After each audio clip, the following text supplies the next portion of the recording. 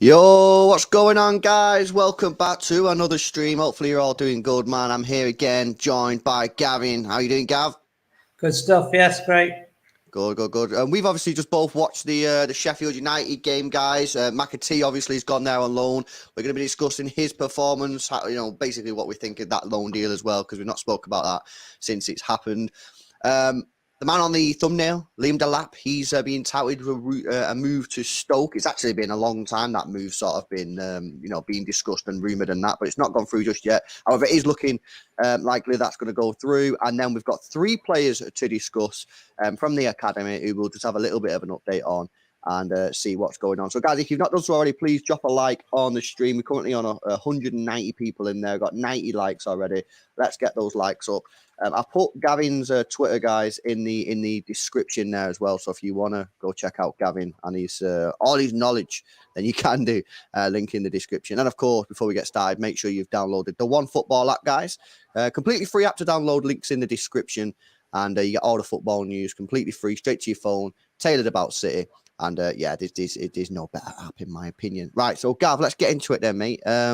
McAtee. First of all, what did you make of that loan deal when it was announced? Sheffield United across the Pennines did all right last year. I think did they finish sixth last year? They finished in the top 10, didn't they, in the championship? Yeah. They were a top half team. I mean, they're not obviously a rubbish team, are they? But they're not conducive to playing football and playing the ball through the channels and stuff, aren't they? As you saw from the start, they're more out wide, putting balls in. So possibly, as I thought, not necessarily conducive to how McAtee plays or how he would be probably playing if he came back to City in for the first team. So I don't know. I wasn't too enamored after watching him in the first game of the season against Watford, and then again tonight. And I've still not really changed my mind about that, really. So yeah, but obviously he'll learn about the physical game, won't he? Yeah. And how to try and get, and obviously that bad tackle. Oh, jeez, yeah. He could have had two players sent off tonight, couldn't he? Exactly. He had the first one sent off, Dan Neil, and then 09 from Sunderland. Who I remember actually, because I don't know if you've seen the Sunderland Till I Die thing that's on Netflix. They've done like one of them all or nothing things. It was a few years ago now, to be fair, but he was on that as a young lad. I'm not sure. Must be 22, 23 now, but yeah, it was a nasty tackle. That lucky to stay on the pitch. Did you think then that maybe City, because obviously City must know how Sheffield United play football. They've clearly done the work before sending him out on loan there. You mentioned the physicality side. Do you think City are mainly sending him out on loan there for the physicality rather than the way they play football?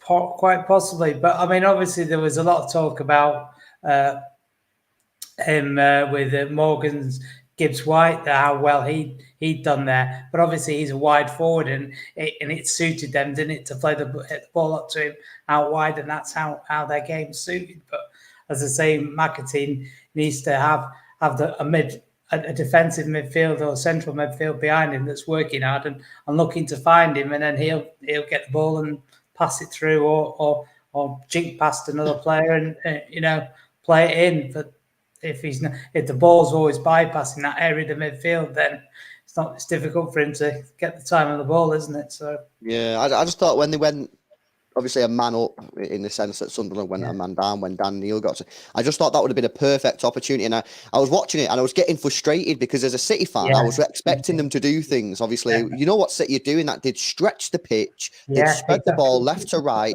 to the wing backs, and then obviously that would then bring the Sunderland players out, which then you'd like to think would then leave a gap in the middle of someone like a McAtee. Obviously, in our case, it'd be De Bruyne, Gundogan, Bernardo Silva, and that never really happened. He's still shown moments of class and quality on the ball, but I was watching it myself and I thought, not entirely sure this sort of setup is one where you're going to see the best sort of performances from McAtee. However, if that's not why he's been sent there, and he has been sent there because he just needs to get used to the physical game, then maybe City are not that bothered about that. And it's just a case of what does City want? What does McAtee want out of this loan? You know what I mean? It might just be a case of you need to be playing against men every week and just see how you get on. But I thought on the whole, his debut. That was his debut championship game, wasn't it? Yeah, because he played in the League Cup game, didn't he? Yeah. Yeah, and I thought, you know what? I thought he did really, really well. In terms of when he did get on the ball, albeit not too much.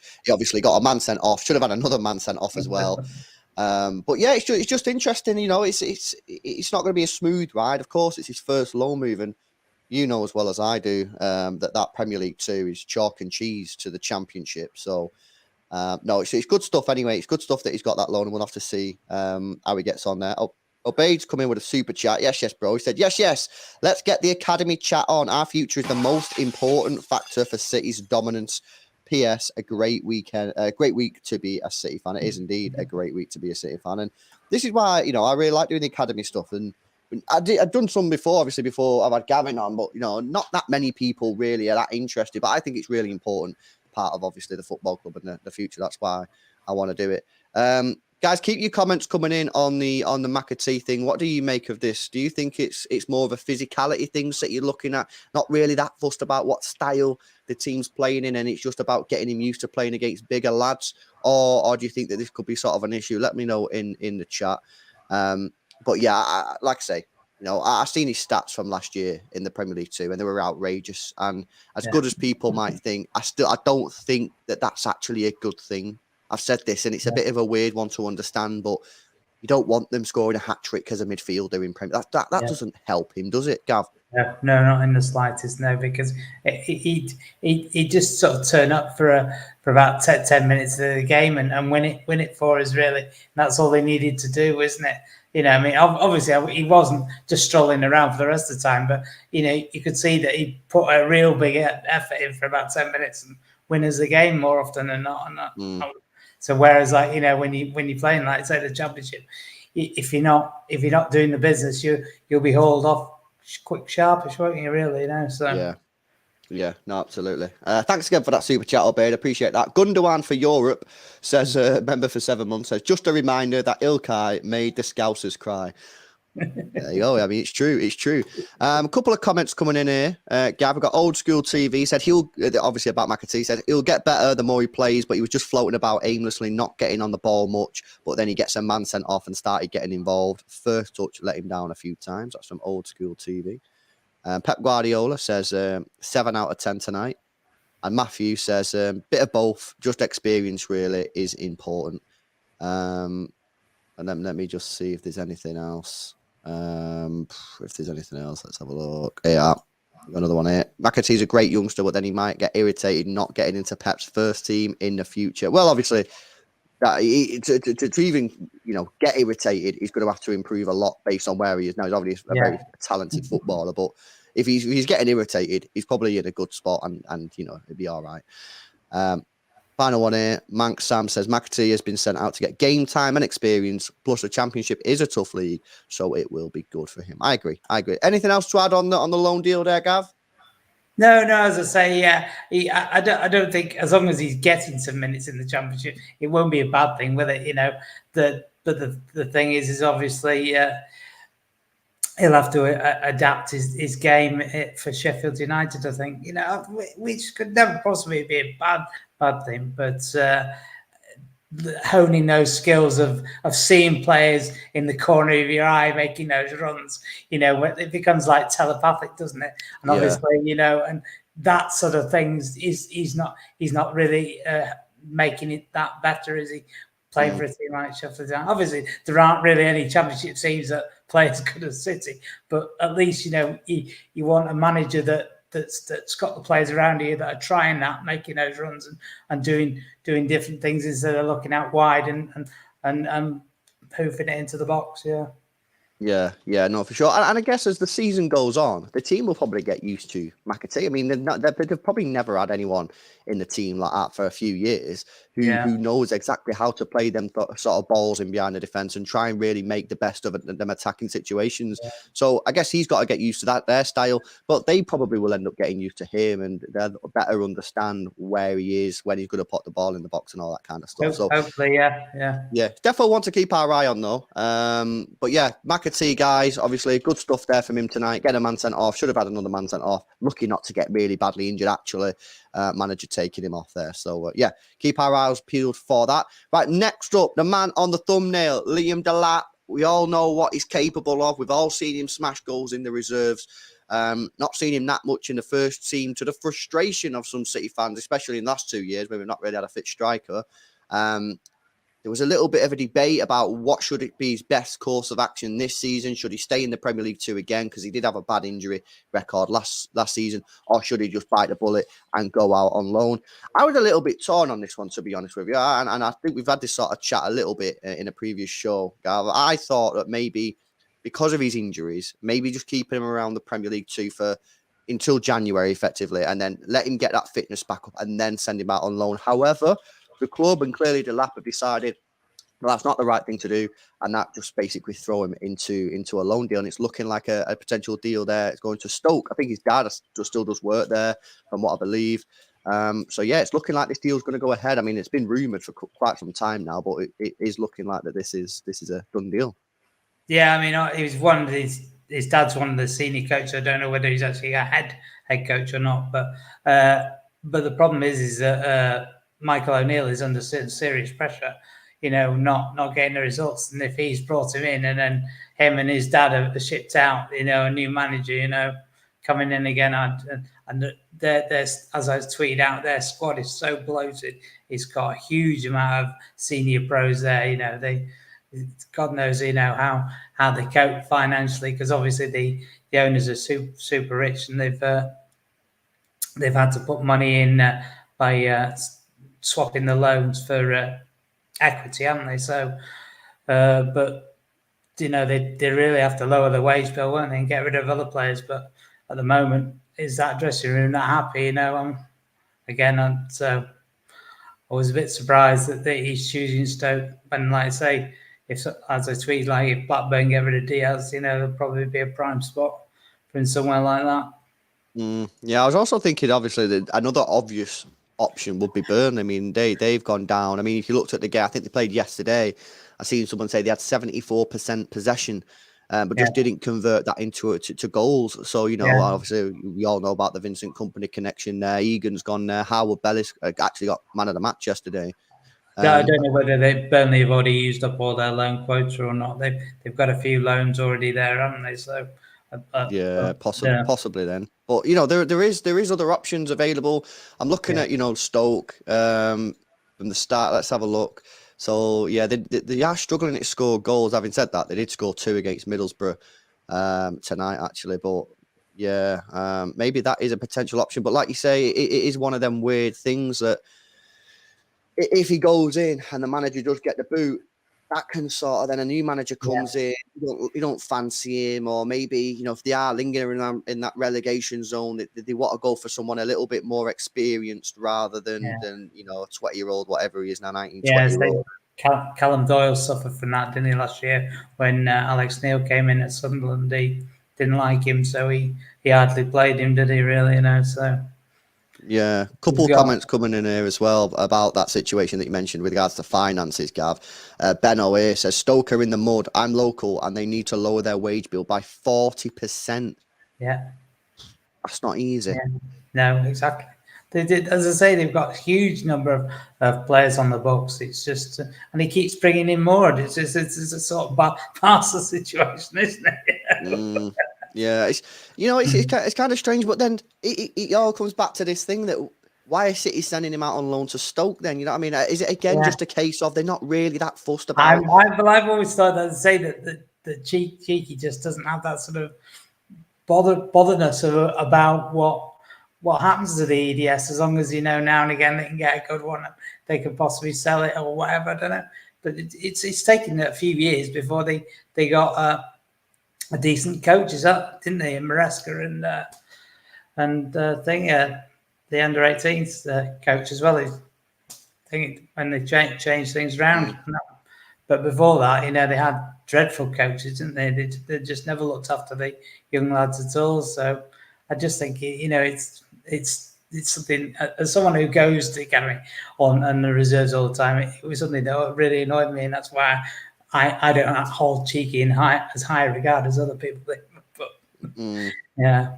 It's certainly an interesting one. If he was in charge then of the development of Delap, Gav, what would you do? Would you loan him out? Do you think he needs to stay with a first? Because some people are saying, well, hang on a minute. The reason he didn't get any games in the last 2 years is because we've not been playing with a proper striker, and Pep Guardiola's not going to change his system for an unproven talent in Liam Delap, which is a fair comment. However, now we're not going with a false nine. We're going with a proper system with a striker.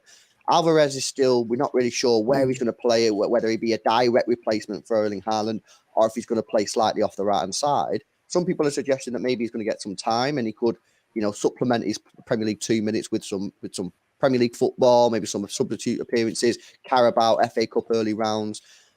What you're saying on this one? Yeah, well, exactly. Because I mean, if Haaland picks up the odd niggle here and there and can't play, then Liam's obviously he's not in Haaland's quality, but his style is similar, isn't it? Putting a big man up front who runs the channels and causes defenders to think, God, what we've got to do here, So I think possibly there was definitely an option to keep him, but if you were going to loan him, make sure you're loaning him to somewhere that again is really desperate for a striker, because obviously, like I say, Stoke have already got Campbell, Gale, and Jordan Brown up front already, haven't they? It's not as if they were short strikers, and so just bit weird, isn't it? Yeah, we'll have to see on that one. I don't actually think it's been fully confirmed. Let me get the latest news on this one, actually, because I don't think it's been confirmed, but I think the latest was that it was like as close as it can be to being a done deal. Yeah. Oh, no, it pretty much is. David Ornstein, yeah. Stoke have reached an agreement with City to sign Liam Delap on loan this season with no option to buy. So, again, a little bit weird. It's very similar to the McAtee situation. Why are they sending him there other than like there are better clubs maybe with a bit of less drama going on in terms of finances? Maybe play a style of football that maybe is more, suited to Liam Delap sort of development needs. Or is it just a case of get them out, get them playing? We believe that they'll do well either way. But like I say, off the top of your head, I mean, like I say, we've mentioned Blackburn and Burnley. There's also Watford are going to need a striker soon, because like Pedro and Sarr and Dennis all going. They're going to need a striker as well. So they like to play good football. So I think why were they choosing Stoke? I just don't understand. Yeah. Oh, penny for the thoughts, definitely. Right, let's move on to some of the academy players that are going to stay at City this summer. We spoke about one or two of them in the past. However, there is a guy that we've definitely had, well, I'm pretty sure we've not spoken about before. And it's Mabuday, I believe is how you pronounce his name. Scottish lad, am I right in saying that, Gav? He can play for Scotland, yeah. I was... But last season, he sort of came on further and further as the season went on, and you were thinking, he's really got something. I mean, Joe Shields told me, he said, you've got to watch out for this lad. He's going to be something. And I thought, not too sure, because at the start of the season, he wasn't showing a great deal, and obviously he had injuries the season before, so we never really saw him in that. But last season, as the season wore on, he got better and better, thinking, and now this season, again, he's started. And as soon as he came on Sunday, he lit the team up and scored the goal, didn't he? So, really impressed with what he could do. But he played through the centre, didn't he, on Sunday when he came on? Whereas, obviously, he's been playing more wide right for the under-18s. But maybe the centre is the way for him to go, because he was never really getting to the byline and crossing. He was always trying to cut in and score the goals himself. So might as well play through the centre, because he reads the play really well, and he's got pace. Not as much as Borges, but he's got. Yeah. I mean, obviously, it's been a great start to the season for the youth lads. Obviously, they started against Liverpool. That wasn't televised, unfortunately, because of the rules. Which I think I saw you having a bit of a pop at those rules, Gav. Did I not? Did I see? Yeah. Well, it is. It's apparently. I thought there was the new rules that were just brought in the last round, but apparently they've been there for ages. It just but someone just seen them and thought, no, we shouldn't be doing this. So all the clubs have said, oh, maybe we shouldn't. But it just if all the clubs agreed to say, look, if we pay a little bit extra towards the broadcasters, if like I say, we do a tiered system to watch live games, but all these big clubs. It's ridiculous. How much money really? How many viewers really are tuning into these academy foot? It's not that many. You know what I mean? They're going to be losing a fraction of viewers to let people watch. The young lads coming through it. It's ridiculous. Yeah. But yeah, they got themselves off to a great start. Liverpool there. Mabuday getting a couple of goals. And Aguero, who I've never seen play. Actually, I've never seen him play football. I don't think I've ever seen him play anyway. And then Leicester, another couple of goals there, 3-1 win. Mabuday again, getting on the score sheet. Katongo, who you spoke about in the past, and Borges, who we'll speak about in a few moments' time then. So yeah, Mabuday. I've only ever seen, I don't think I've ever seen him play through the middle. And obviously the two games that he played started against Liverpool and the lineup said he started through the middle, and the goals definitely with down the middle. Yeah, obviously he came on. Dozy was on the right to start with on the Liverpool game, so he was on, and Borges was on the left, so he definitely was through the middle for Liverpool. Yeah. And then he come on. Aguero is a traditional striker. Is he's that right? a big lad, number 9. Yeah. I've not seen. We got from Bolton about 5 years ago. Yeah. Yeah, I've not seen him, but obviously Mabuday coming on again, and getting himself a goal. And that's three goals in 2 games. It's not a bad start, really, is it? Especially with obviously if Liam Delap is leaving, he's not going to be playing in the Premier League 2. They're going to need someone to replace those goals, and that spot then is seemingly up for grabs because if he's the one who's a winger, or Aguero, I've never seen him play. There was another lad, Joe, who's a lad who I seen last year. I've seen him play there a few times. Yeah, it could have been him. But there seems like there's a few players that maybe have got their eye on that spot. And what's mad as well, Gavin? It's the same regardless of the age group at Man City. If you're a striker, you're gonna get chances. You know what I mean? And he could score 20 goals or something like that this season in Premier League 2. No problem if he stays fit. You know what I'm saying? And I'd be surprised if he gets less than 20 goals if he plays the full season. Yeah. Yeah. Highly rate him then. Really, what are his strengths? Because I know a lot of people probably haven't seen him. What would you say his main strengths are? Well, as I say, he knows when to come deep and get the ball, and then sees the play developing and gets in behind at the right time and when the balls are coming through, and that was on the right, but obviously that works just as well through the centre if you've got players who are going to play the ball through the lines anyway. So, and his coolness to finish as well. He doesn't get flustered when he's one-on-one. He plays it hard and low and usually past the keeper. Yeah. No, I mean, I was watching the highlights before the Liverpool game and the Leicester game, and I think it was the Liverpool game, the first goal when he got someone slotted him through, and he was so calm and composed, and then just put it past the goalkeeper. It's very rare you find that. I remember watching, Nemecha was a good example of someone who sometimes went through on goal and got maybe a little bit flustered and, maybe a bit more instinct or something. But he went through Mabuday, and I was so surprised at how calm he was in front of goal. He slotted the ball past the goalkeeper. By the way, guys, if anyone's wondering, highlights of both the games are on YouTube of the Liverpool game and Leicester. Just type it in on YouTube and you'll find the highlights. Yeah, I just looking on the City Plus thing. The full game seems to have disappeared. I don't know whether it's just a technical problem, but I don't know, or whether they can't show it for that many days. I don't know. Whatever, but you'll catch the highlights anyway, but not full. It's there to click on, but nothing happens. So I don't know. Yeah, I don't know what's going on there. Then. But yeah, look, Mabuday, guys, keep your eye on him. I seen him a little bit last year. Looks very, very good. And if he's playing through the middle this year with the speed he's got on the composure in front of goals, he'll get a bag load of goals. Obviously, he's not got McAtee or Palmer. I don't doubt Palmer will be playing. Would you put just a quick one on Palmer? He won't be playing Premier League 2 this year, will he? No. He won't be playing. Maybe if he gets an injury and he just needs to get back up to fit. No, I didn't think so. No. So it's going to be, who's it going to be? Adam, is it that Adam fella, Josh Adam? Does he play in the hole? Well, yeah, they played Bracken on Sunday, but he just seemed to not really know where to be behind, because obviously he had Shea Charles in front of the back four, had a brilliant game again, and he sort of set up the third goal where he chipped it over to Bobb to pull back, but sort of in front of him, there's obviously a few spaces available, isn't there? Behind the forwards, like if we've got the wide players, then obviously Oscar Bobb is probably the best player, isn't he? Behind to put the balls through, isn't he? Probably. Yeah.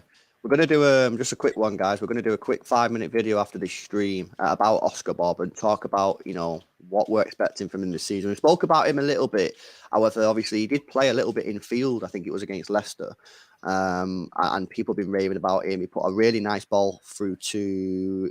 It might have been Mabuday, actually. It was Mabuday. Yeah, he put a really nice ball through Mabuday in the Leicester game. So we're going to talk about that. And obviously his movement for the third as well, to come across and pull it back. Yeah, no, absolutely. Right, let's move on. 2 more players to talk about, guys. Borges and Rico Lewis. And Obaid comes in with a $10 and says, what do we think about Rico Lewis? Well, we have spoken about him a little bit, actually, in the pre-season, because we was discussing all the lads that might get some minutes, and we have spoke about him there. But yeah, big season for him. You know what I mean? It's a season where I think that he's got a massive opportunity this year. He's still very young, by the way. He's still 17. Yeah. Being propelled into this sort of McAtee bracket and Cole Palmer bracket, but he's two or 3 years younger than them guys. Obviously we all know. Well, I guess some of you might not know, but he's a very, very good attacking player. Gets goals, gets assists. He was involved, I think, in the third goal. Was it the Katongo goal he was involved in? It's as the ball came across for Oscar Bobb and he pulls it back, and Rico's then he sort of rolls his foot so it flicks around to Katongo for him to slot past the keeper. I think most people know about Rico Lewis. So if you were to set some targets for him, then you know what I mean. Well, for me, I'd be like, look, try and block out the pressure. I know we're all speaking about him as fans and that, because the reason we're speaking about you is a good thing. It's a positive thing. It's because everyone's got high expectations based on what you've done. For me, it's a simple case of, and this might sound like, my dad used to talk to me like this, or like, your granddads or whatever, and they say, keep your head down, focus on the football. You know what I mean? Try and stay injury free, of course, is easier said than done in football. And just keep doing what you're doing. You know what I mean? You're a very good attacking player. You're going to get goals. You're going to get assists. Keep working on the defensive side as well.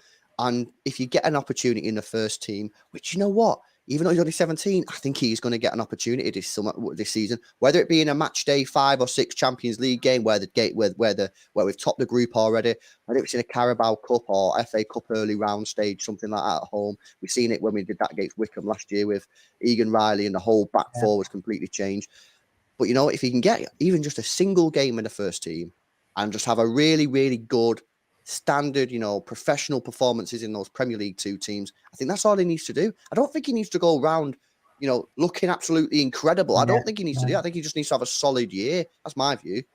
Totally, yeah. I mean, because let's say Kyle's not getting any younger, is he? So, and obviously they don't want to play Cancelo as many games as they did last year, do they? So there'll be times, won't there, when right back for Rico to slot in and rest Kyle or Joao or whoever's going to be playing there. So, but when he came on Saturday, obviously he didn't do anything spectacular, but he never gave the ball away, did he? So, You know what, though? In that sort of situation where you're 4-0 up and Pep Guardiola's putting you on as a right back, I don't think he wants you to do anything spectacular. No, the game's won.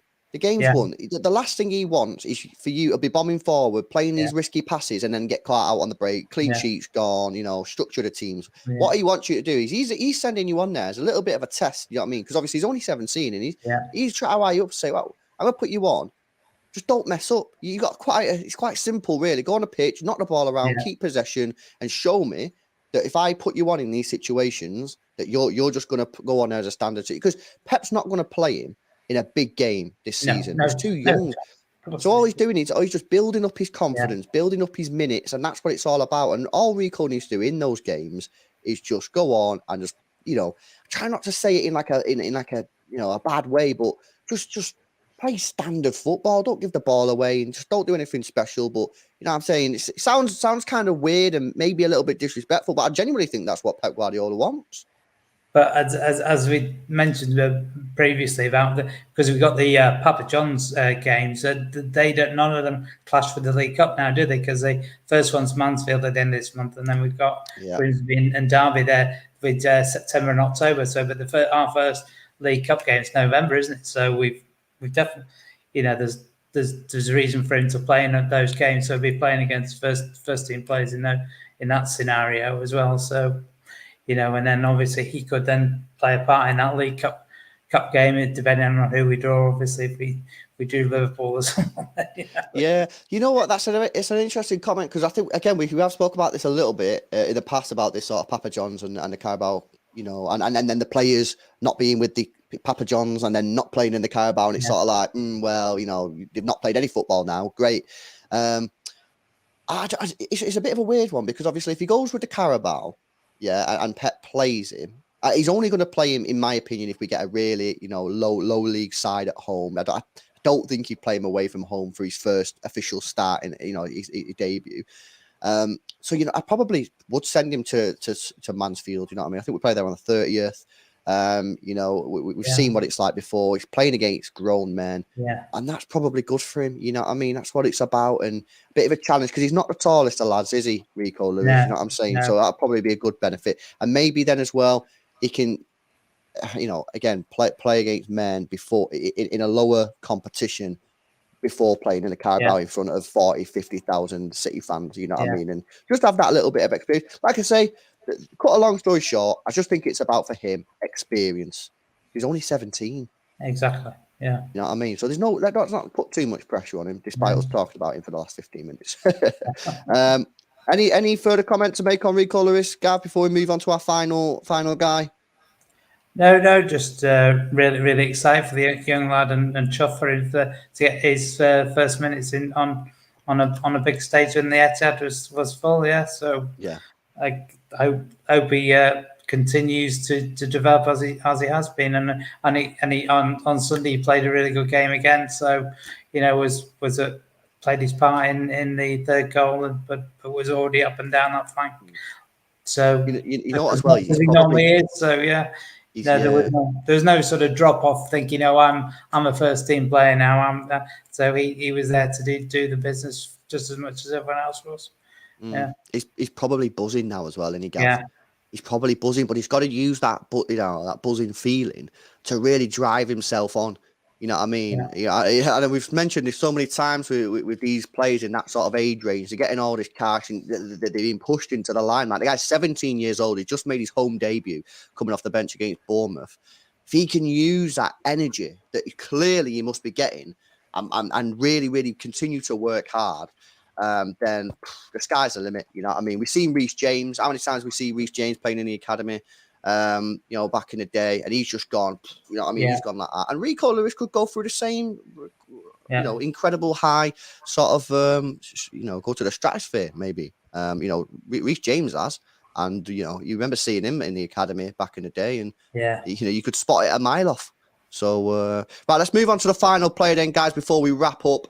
And it's going to be Carlos Borges. A lot of people wanted to speak about this guy, guys. So if you've got any comments you want me to show on screen, fire them in the chat and I will get them. Or any questions or anything like that for me or Gav, then again, fire them in the comments. Carlos Borges, been at the club a couple of years now, hasn't he? Quite. Was he about 10 or 11? I think when he came, he was quite young. So yeah. So what's the crack? What's the crack with it? Because he sort of like his name's been sort of really again pushed into the sort of the main sort of situation in the last year or so. What's been the main driver of that? Is it performance? Is it stats? Is it goals? What is it?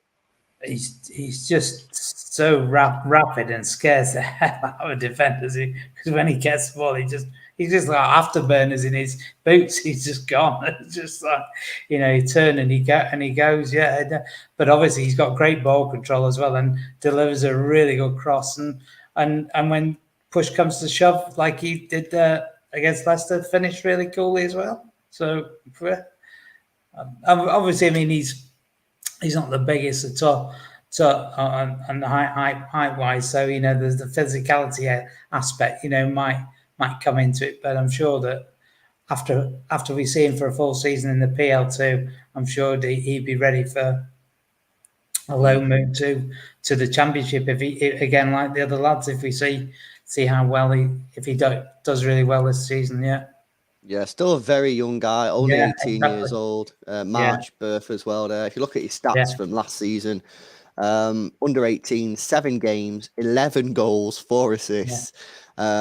He's Premier League 2 games. I think he was coming off the bench every time. So he had injuries the season before, didn't he? So again, it was slowed his development. That's why he played a bit more under 18s last year, didn't it? So, but then he sort of then towards the end of the season played some Premier League 2. But obviously, I think this season when we see him have a full season in the Premier League 2, I'm sure we'll see some really big numbers again, and again this time next year, looking for him to be loaned, as I thought, to at least a League One team, you know, possibly a Championship, depending on how well he does this season.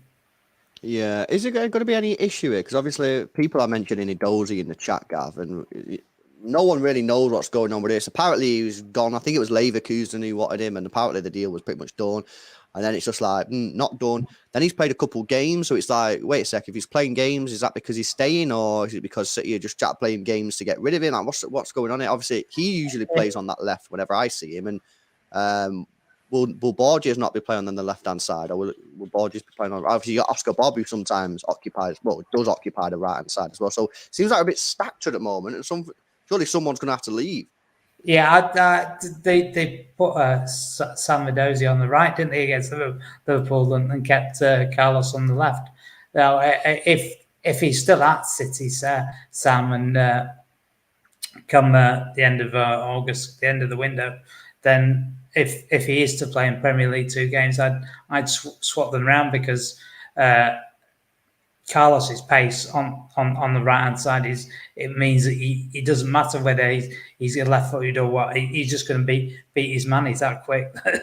Whereas like Sam's more about the tricks, isn't he? So and his fast feet. So I think he's more suited to staying on the left. But that's if he is still here. Obviously, you know, if those stories wouldn't have circulated, that if he didn't really want to, you know, try his luck somewhere else. But I don't have a problem with any player wanting to do that. You know, you can't hold players like I say with Bernardo. No. You know, if they want to try something somewhere else, let them try it. As long as the deal's right for the club, then fair do. Just wish him well. Yeah, and I think we'll get some good cash out of it, Edozie. Yeah. He's 10 mil easy, I think, you know. Yeah.